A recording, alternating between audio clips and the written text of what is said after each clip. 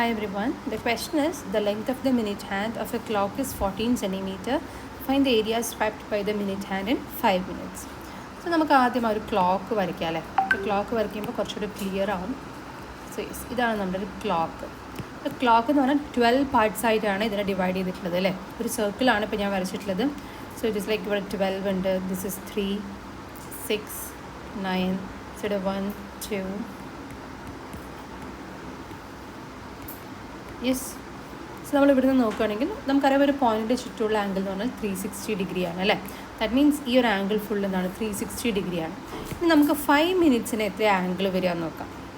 5 minutes എന്ന് പറയുമ്പോൾ ഈ ഒരു ഇത് തമ്മിലുള്ള ആംഗിളാണ് 5 മിനിറ്റ്സ് അല്ലേ. മിനിറ്റ് ഹാൻഡ് 5 മിനിറ്റ്സ് എന്ന് പറയുമ്പോൾ അത് മൂവ് ചെയ്യുന്നത് എവിടെ നിന്നായിരിക്കും? ഇപ്പോൾ ഇവിടുന്ന് ഇപ്പോൾ 12 1ലേക്ക്, അല്ലെങ്കിൽ 1 2ലേക്ക്, അല്ലെങ്കിൽ 2 3ലേക്ക്. അതിനെയാണ് നമ്മൾ 5 മിനിറ്റ്സ് എന്ന് പറയുന്നത് അല്ലേ.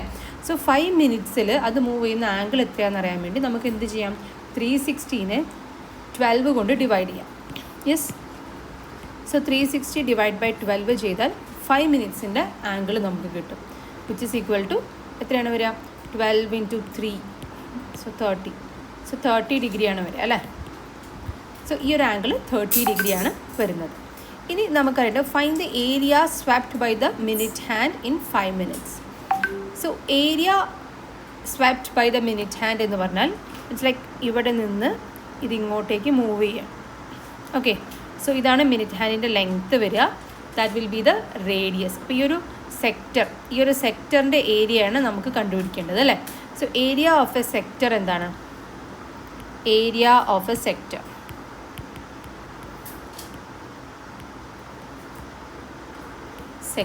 എന്ന് പറയുന്നത് it is nothing but θ/360 × πr².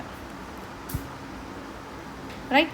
അപ്പോൾ ഇവിടെ എത്രയാണ് നമ്മുടെ ആംഗിൾ? 30 ഡിഗ്രിയാണ്. സോ 30/360 × π × r എന്ന് പറഞ്ഞാൽ 14 ആണ് അല്ലേ. സോ 14².